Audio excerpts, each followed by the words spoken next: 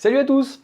Alors on va apprendre aujourd'hui dans cette vidéo à faire la preuve de la somme des termes consécutifs d'une suite géométrique.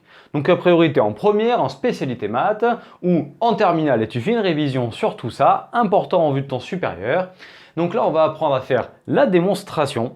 Donc tu as fait ton cours sur les suites de façon générale, a priori tu es arrivé au bout, tu as fait les généralités, tu as fait les variations, suite majorée, minorée, un peu de limite, les suites arithmétique et géométrie qui sont deux suites particulières. Et donc, pour reprendre tout ça, tu peux aller voir cette petite vidéo qui est ici et qui te fait un topo sur toutes les suites en quelques minutes. Tu te poses dessus, tu prends des notes, elle est très bien, elle te remettra tout au clair. Là, on va regarder vraiment un des derniers points qui est vraiment la démonstration des formules qui sont ici. Donc tu as plusieurs formules. Là, dans celle-ci, on va démontrer la formule générale. Autant dans la vidéo qu'on te propose, on te met tout ça d'ailleurs en description sur les sommes de termes consécutifs d'une suite arithmétique, on a fait celle commençant à U0 et s'arrêtant à UN. Ici, on va faire celle commençant à UP et s'arrêtant à UN pour faire une démonstration plus générale. Donc, on va démontrer la formule qui est la somme des termes consécutifs pour une somme commençant à UP et s'arrêtant à UN. Et celle que je t'invite à retenir de formule, c'est celle avec les mots en français. C'est-à-dire celle qui fait premier terme de la somme fois 1 moins Q puissance nombre de termes divisé par 1 moins Q, où Q est la raison de la suite géométrique. Donc après tu as les classiques avec 1 plus Q carré jusqu'à Q puissance n, ou alors tu peux aussi avoir avec U0 plus U1 plus U2 jusqu'à plus UN.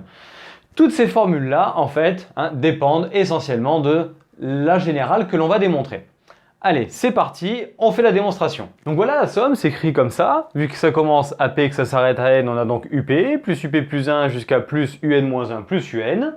Et donc, petit rappel, petite parenthèse ici, le terme général ou l'écriture en fonction de n de ta suite géométrique, c'est U0 fois Q puissance n. Celle-ci, c'est celle que tu connais le mieux. Mais on peut commencer à U1 fois Q puissance n moins 1 et de façon générale, UP fois Q puissance n moins P.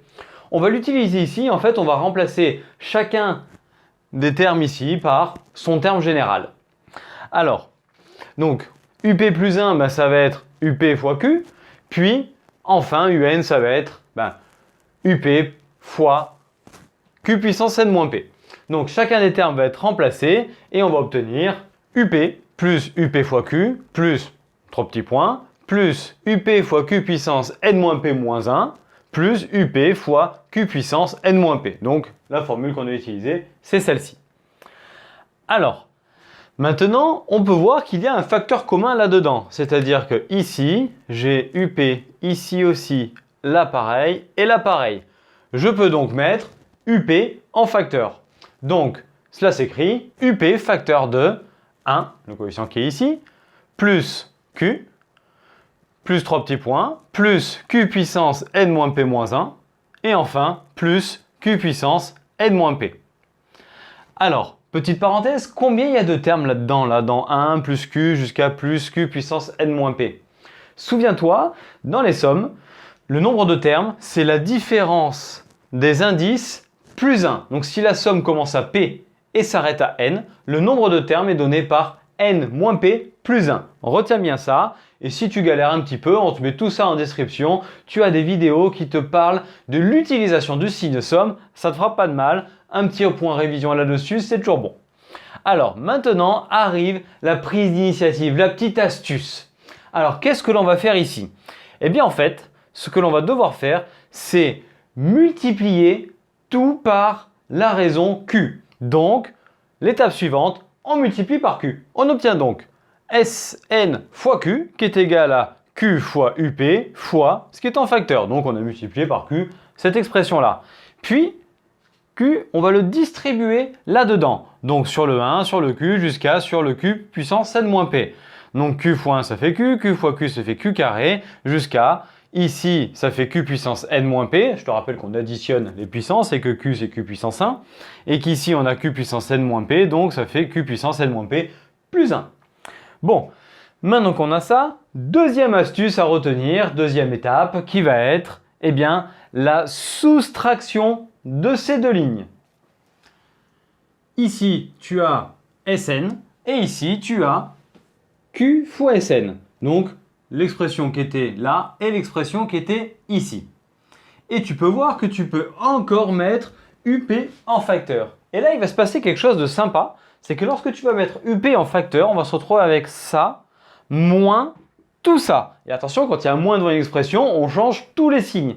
Et là, ça va faire intervenir un thème qui est assez important, qui est la notion de somme télescopique. Le principe des sommes télescopiques, après je t'invite à retourner voir d'autres vidéos là-dessus, on va en faire et on te mettra tout ça en description. C'est le principe des sommes où tout va dégager sauf quelques premiers termes et quelques derniers termes, et très souvent en fait le premier et le dernier. Donc là en fait c'est exactement ce qui va s'opérer et on va te le faire apparaître. D'ailleurs tu peux voir que de là à là, j'ai fait apparaître un petit terme en plus qui est le premier terme qui n'a pas été marqué ici. Pourquoi? Parce qu'il est ici, le but a été de te faire apparaître ces termes-là. Donc, on écrit la factorisation par UP et on a donc UP en facteur de tout ceci moins tout ceci. Donc, ce qui est écrit là-dedans. Et là, tu peux voir ce fameux télescopage dont je te parlais. Allez, on le fait apparaître. Ici, tu as Q moins Q. Donc, ce terme-là s'en va avec ce terme-là. Puis ici, tu as Q carré moins Q carré. Donc, ce terme-là s'en va avec ce terme-là. Ensuite, on va vers les derniers. Tu as Q puissance n moins P moins 1. Et là, tu as moins Q puissance n moins P moins 1. Donc, hop, celui-ci qui s'en va avec celui-ci. Et enfin, le dernier terme de cette somme ici, Q puissance n moins P, Q puissance n moins P, hop, qui s'en va avec celui-ci, toujours à cause du moins qui est devant. Et donc, tu peux voir qu'il reste finalement 1 moins Q puissance n moins P plus 1. Donc, on obtient alors Sn moins Q Sn, qui peut s'écrire Sn facteur de 1 moins Q, en factorisant par Sn, tout simplement, qui est égal à donc UP facteur de 1 moins Q puissance n moins P plus 1, les termes qui restaient là-dedans après le fameux télescopage.